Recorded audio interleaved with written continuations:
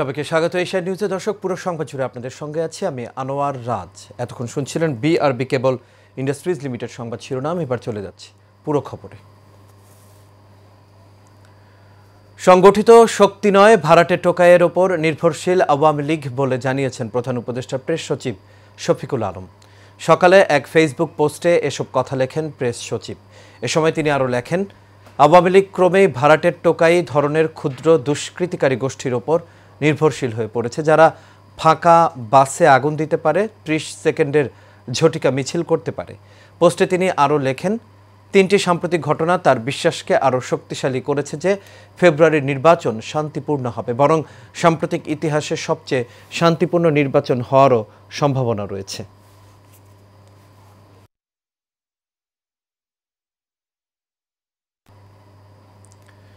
গাজীপুরে একটি আবাসিক ভবন থেকে গৃহবধূর গলাকাটা মরদেহ উদ্ধার করা হয়েছে। এ সময় স্বামীকেও গলাকাটা অবস্থায় উদ্ধার করে হাসপাতালে নেওয়া হয়।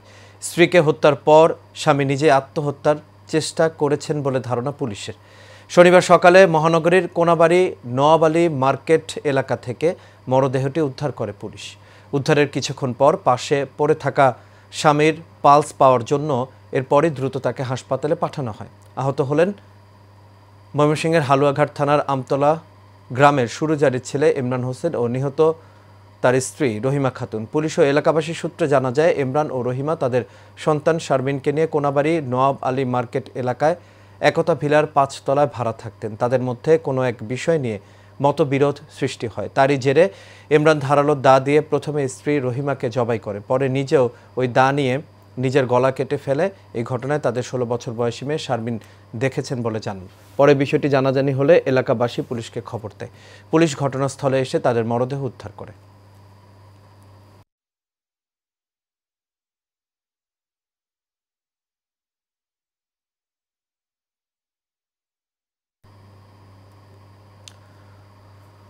(2007) সালের এই দিনে ভয়াবহ ঘূর্ণিঝড় সিডর লণ্ডভণ্ড করে দেয় বরগুনার উপকূলীয় অঞ্চল।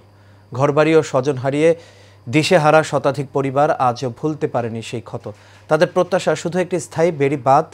বরগুনা থেকে তরিকুল ইসলাম রতনের তথ্যচিত্রে বিস্তারিত জানাচ্ছেন মাজহারুল আমিন শুভ। গভীর রাত, আতঙ্ক আর উৎকণ্ঠার মাঝে ক্লান্ত শরীর লুটিয়ে পড়ে বিছানায়। ঠিক তখনই ঘুমন্ত বরগুনার উপকূলীয় জনপদে আছড়ে পড়ে ভয়াবহ ঘূর্ণিঝড় সিডর। মুহূর্তেই লণ্ডভণ্ড করে দেয় সব। 15 থেকে 20 ফুট উচ্চতার জলোচ্ছ্বাসে ভেসে যায় বহু প্রাণ। সরকারি হিসাবে সিডরের ভয়াবহতায় প্রাণ হারান 1345 জন, যদিও বেসরকারি হিসাব আরও বেশি। সেই দিন মানুষের প্রাণই কেড়ে নেয়নি সিডর, কেড়েছে বহু গবাদি পশু পাখি, হাজারো বাড়িঘর, শত শত হেক্টর জমির ফসল আর সেই সাথে হাজারো পরিবারের স্বপ্ন। উপকূল জুড়ে সিডরের ক্ষয়ক্ষতির সেই চিত্র আজও ভোলেনি উপকূলের বাসিন্দারা। ভয়াবহ সেই দুর্বিষহ স্মৃতি আজও বয়ে বেড়াচ্ছেন অনেকেই। গত সিডরের এই দিনে খুবই একটা ভয়াবহ অবস্থা আমরা যেটা উপলব্ধি করছি সরাসরি। যেমন আমাদের বাড়ি থেকে আমার চাচতো বোন এবং চাচি দুজনেই সিডরে মারা গেছে। 1 মিনিটের ভিতরে একেবারে মাছা অবধি পানি উঠে গেছে। পানি উঠে যাওয়ার পর তো আমরা কান্নাকাটি, মাছার টিন ছুটাইছি। ছুটানোর পরে যে আমরা টিন থেকে আমরা গাছ টাছ ধরে থাকবো। তো এরপর রাত্র 11টার দিকে কিছুটা পানি নিয়ন্ত্রণে আসে, কিন্তু সকালে উঠে দেখি এই এলাকার বহুত মানুষ এবং গবাদি পশু, হাঁস মুরগি শুধু ভাসতেছে আর ভাসতেছে। 2007 সালের কথা মনে পড়লে এখনও শরীর শিরশি কেঁপে ওঠে এবং নদীর পাড়ে গেলে পানির গর্জন থাকলে ভয় লাগে, সরে যায়। বছর ঘুরে সিডরের সেই ভয়াবহতা স্মরণ করা হয় ঠিকই, তবে প্রাকৃতিক দুর্যোগ মোকাবেলায় বরগুনায় এখনও নেই পর্যাপ্ত সাইক্লোন শেল্টার। পাশাপাশি জেলার 805 কিলোমিটার বেড়িবাঁধের ঝুঁকিপূর্ণ স্থান মেরামতে রয়েছে ধীরগতি। এতে ক্ষুব্ধ স্থানীয়রা। 2007 সালের সেই যে সিডর, ও সিডরের কথা সর্বসময় মনে পড়ে যে ওটা কি ভয়াবহ একটা ঘূর্ণিঝড়। ওটা মনে পড়লে আমরা আসলে ভেঙে মচকে পড়ি। আমরা চাই যে এইরকম আতঙ্কে আমরা না থাকি। আমরা সরকারের কাছে আপনাদের মাধ্যমে আমার আকুল আবেদন, যাতে এখান থেকে একটা টিকসই মজবুত বেড়িবাঁধ হয়। আমরা যাতে এই সাধারণ ফ্যামিলি যারা আছে এরা যাতে শান্তিতে জীবনযাপন করতে পারি। প্রচুর পরিমাণে ক্ষতি হয়েছে আমাদের, এবং নাও জাল এবং ঘর বাড়ি 400 কানি জমি, এটা কিন্তু মুখের কথা না। তিনটে অব্দা আমার এই বয়সে এই আমাদের এলাকা থেকে তিনটে অব্দা গেছে। এখন এই দেখতে পারতেছেন যেসব কাজবাজ করছে, এরকম একটা ভালো কাজ হয় না। এটা নাজুক পর্যায়ে কাজবাজ, আমাদের আর চেয়েও ভালো একটা কাজের দরকার। যদিও পানি উন্নয়ন বোর্ডের দাবি প্রকল্পের কাজ চলমান রয়েছে, শিগগিরই শেষ হবে কাজ। এখানে প্রচন্ড নদী ভাঙ্গন রয়েছে, তো তো আমরা বিভিন্ন জায়গায় নদী ভাঙ্গন রোধে সিসি ব্লক এবং জিও ব্যাগ দিয়ে তীর প্রতিরক্ষা কাজ বাস্তবায়ন করে থাকি এবং আমাদের বেশ কিছু জায়গায় এরকম কাজ চলমান রয়েছে। ঘূর্ণিঝড় সিডর উপকূলবাসীর কাছে এক বিভীষিকার নাম, তাই তো উপকূলবাসীর প্রাণের দাবি টেকসই একটি বেড়িবাঁধ। মাঝারুল আমিন শুভ, এশিয়ান টেলিভিশন। বাণিজ্য উপদেষ্টার পেঁয়াজ আমদানির হুঁশিয়ারির পরও কমছে না দাম। 2 সপ্তাহের ব্যবধানে খুচরায় কেজিতে দাম বেড়েছে 30 থেকে 40 টাকা। এদিকে শীতের সবজির সরবরাহ বাড়লেও পরিবহন সংকটের অজুহাতে নিয়ন্ত্রণে আসেনি দাম। ক্রেতারা বলছেন একই পণ্য বাজার ভেদে বিক্রি হচ্ছে বিভিন্ন দামে। কাউসার আহমেদের আরও একটি রিপোর্ট। বাজারে চড়া পেঁয়াজের দাম এখনও কমেনি, তবে আগাম পাতাসহ পেঁয়াজকলি বাজার আসতে শুরু করেছে। আগামী সপ্তাহ নাগাদ নতুন মুড়ি কাটা পেঁয়াজ এলে বাজার অনেকটা স্থিতিশীল হবে বলে মনে করছেন বিক্রেতারা। বাড়তি দামে বিক্রি হচ্ছে শীতকালীন সবজিও, তবে দ্রুতই দাম কমবে বলে আশাবাদ প্রকাশ করেন বিক্রেতারা। হঠাৎ করে অনেক দাম বাড়ছে, ছিল 80 টাকা থেকে 110 টাকা কেজি, কেজি প্রতি 30 টাকা বাড়ছে। এত টাকা বাড়ার কথা না, কিন্তু এটা কিছু না কিছু কাজ সাজিয়ে আছে এবং সিন্ডিকেট কিছুটা আছে। 2 সপ্তাহ থেকে আমাদের দেশি পেঁয়াজের দাম বাড়তি, কারণ একবারে শেষ পর্যায়ে পেঁয়াজ নতুন ফলন উঠলে পেঁয়াজের দাম শিথিল হবে। এদিকে ক্রেতাদের অভিযোগ এক এক সময় এক এক পণ্যের দাম বাড়িয়ে পকেট কাটা হয় তাদের। 3-4 দিন আগে একটু কম আছে, এখন যে টমেটো আছে 140 টাকা একদম, এই যে আরও আছে আপনার এই যে শসা 80 টাকা একদম, 70 টাকা কিলো। ডেফিনেটলি সবারই সমস্যা হচ্ছে। যেই সরকারি আসুক যেন তাদের নির্দিষ্ট টিম থাকে, যেন সবসময় এসে এগুলো কন্ট্রোল করে, বাট এটা তো আসলে বলে লাভ নাই, কারণ কেউ এরকম কিছু করছে না। পেঁয়াজের দাম অবশ্য 110 হঠাৎ করে বেড়ে যাওয়া, কিন্তু সাপ্লাই বাংলাদেশে কমে যাওয়ার কারণে আমার ওই মতো এটা হয়েছে, মানে পেঁয়াজের শেষ সময় আর কি। অন্য পণ্যের দাম মানে পাইকারি বাজারে কম, বাট এই বাজারে বেশি।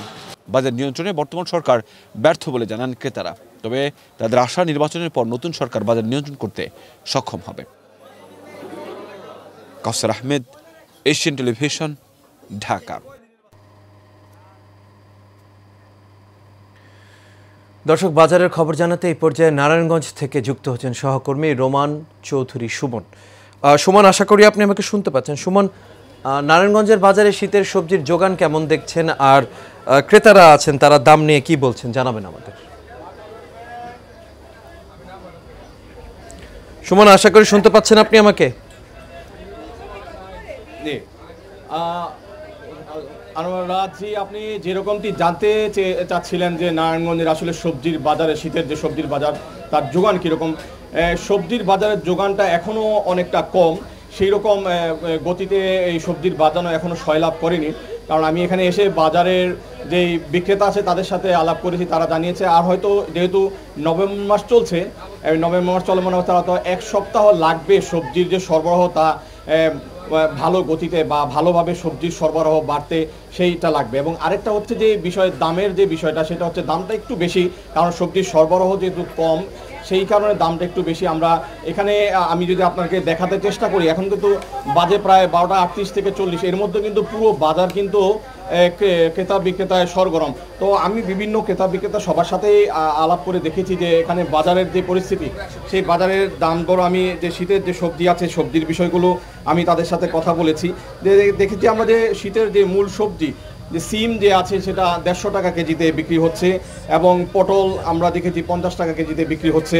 পাশাপাশি আমরা আরও দেখতে পেয়েছি যে পালং শাক সবচেয়ে বেশি দাম, যেটা 100 টাকা কেজিতে বিক্রি হচ্ছে। এবং পাশাপাশি আমরা এও দেখতে পেয়েছি যে ফুলকপি বাঁধাকপি এটা 70 টাকা 80 টাকা কেজির মধ্যে বিক্রি হচ্ছে।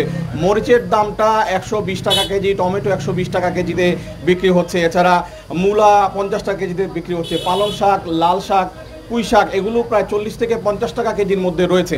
তো বাজারের যে ক্রেতা বিক্রেতা আছে তারা আমাদেরকে যেটা বলছেন যে 8 থেকে 10 থেকে 12 দিন পার হলে সবজি সরবরাহ বাড়বে, এবং পুরো শীত পড়লেই সবজি সরবরাহ বেড়ে যাবে। সেই তুলনায় বাজারে আমরা আপনাদেরকে দেখাতে চাচ্ছি, দেখতে পাচ্ছেন যে এখনও এই দুপুরেও কিন্তু কাস্টমারের ক্রেতা বিক্রেতা দুজনই অনেক প্রচুর ভিড় দেখা যাচ্ছে। তো এখানে যে পরিস্থিতি আমরা দেখতে পেলাম যে বাজারে তারা আমাদের বিক্রেতারা জানালো যে সরবরাহ বেড়ে যাবে, 1 সপ্তাহের মধ্যে বেড়ে গেলে হয়তো দামটা একটু কমে যাবে, আর এখন যে দামটা আছে একটু বেশি যাচ্ছে। তো এই ছিল নারায়ণগঞ্জের দিগুবাবুর বাজার থেকে আমার কাছে সর্বশেষ। জি সুমন, আপনাকে অসংখ্য ধন্যবাদ। দর্শক, আমাদের সঙ্গে সুমন নারায়ণগঞ্জ থেকে যুক্ত হয়েছিলেন, তিনি শীতের সবজির বাজারের সবশেষ খবর আমাদের জানাচ্ছিলেন। ফ্যাসিস্ট আওয়ামী দোসরদের দৃষ্টান্তমূলক শাস্তির দাবিতে গাজীপুরে জাতীয়তাবাদী সম্মিলিত নাগরিক দলের উদ্যোগে বিক্ষোভ মিছিল অনুষ্ঠিত হয়েছে। শুক্রবার বিকেলে গাজীপুর জেলা শাখার জাতীয়তাবাদী সম্মিলিত নাগরিক দলের সাধারণ সম্পাদক মোহাম্মদ সাইফুল ইসলামের নেতৃত্বে বিক্ষোভ মিছিলটি অনুষ্ঠিত হয়। এ সময় জাতীয়তাবাদী সম্মিলিত নাগরিক দলের বিভিন্ন স্তরের নেতাকর্মীরা উপস্থিত ছিলেন। এ সময় বক্তারা বলেন, দেশে আইনশৃঙ্খলা পরিস্থিতির অবনতি রোধে দোষীদের বিচারের মুখোমুখি করা জরুরি। জনগণের নিরাপত্তা নিশ্চিত না হলে গণতন্ত্র হুমকির মুখে পড়বে। গাজীপুরের কালিয়াকৈর ভৃঙ্গরাজ তালেবাবাদ উচ্চ বিদ্যালয়ে অনুষ্ঠিত হল এসএসসি 94 ব্যাচের বহু প্রতীক্ষিত পুনর্মিলনী। শুক্রবার দিনব্যাপী ভৃঙ্গরাজ তালেবাবাদ স্কুলে এই পুনর্মিলনী অনুষ্ঠিত হয়। সকালে জাতীয় সঙ্গীতের মধ্য দিয়ে পুনর্মিলনের শুভ সূচনা করেন প্রতিষ্ঠানের ম্যানেজিং কমিটির সভাপতি, গাজীপুর 1 আসনের বিএনপির মনোনয়ন প্রত্যাশী ভিপি মোহাম্মদ হেলাল উদ্দিন সহ প্রাক্তন শিক্ষার্থী ও আমন্ত্রিত অতিথিরা। দিনভর এই আয়োজনে সার্বিক সহযোগিতায় ছিলেন শামসুজ্জামান শিপলু বক্সি, কবির খান, শাহিন মাস্টার, নাজির বক্সি জাহাঙ্গীর, আরিফুল ইসলাম বাদশাহ, সাইফুল প্রেমানন্দ সহ আরও অনেকেই।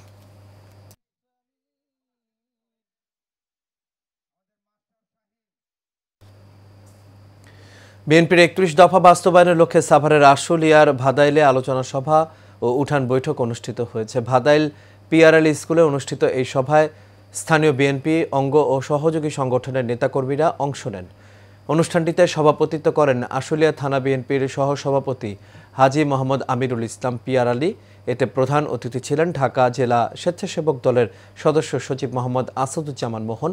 সভায় বিশেষ অতিথি ছিলেন ধামসোনা ইউনিয়নের 6 নম্বর ওয়ার্ডের সভাপতি মোহাম্মদ মোর্শেদ মোল্লা।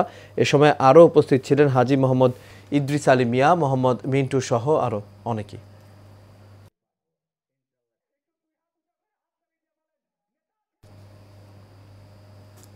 জাতীয় বিপ্লব ও সংহতি দিবস উপলক্ষে চট্টগ্রামের লোহাগাড়ায় আলোচনা সভা অনুষ্ঠিত হয়েছে। শুক্রবার বিকেলে লোহাগাড়া দলীয় কার্যালয়ে আবু তাহের ও মিজানুর রহমান নিশানের যৌথ সঞ্চালনায় সভাটি অনুষ্ঠিত হয়।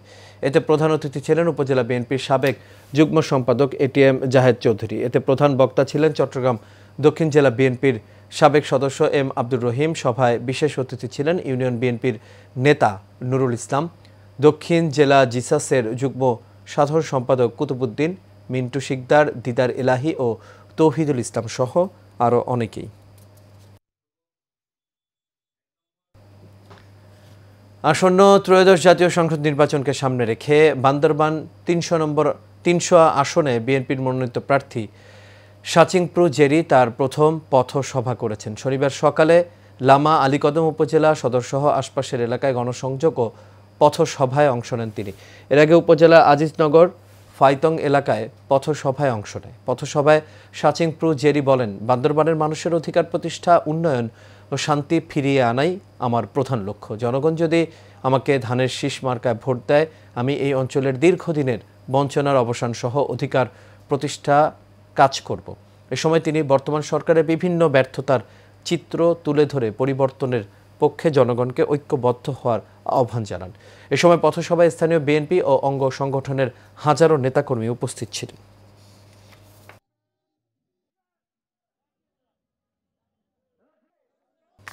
আর এর সাথে শেষ করবো এশিয়ান নিউজ। তবে যাবার আগে বিআরবি কেবল ইন্ডাস্ট্রিজ লিমিটেড সংবাদ শিরোনামগুলো দেখে নেব দর্শক আরও একবার।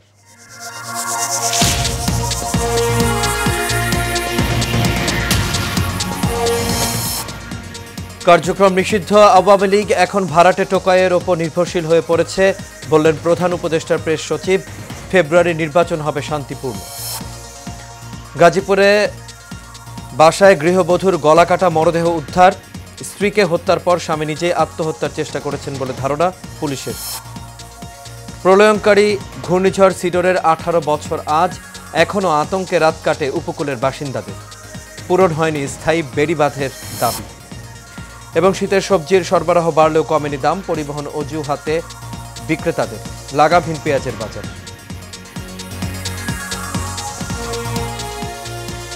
দর্শক এই ছিল আমাদের এখনকার জন্য। আমাদের পরবর্তী সংবাদ দেখার আমন্ত্রণ রইল। এতক্ষণ সাথে থাকার জন্য সবাইকে ধন্যবাদ।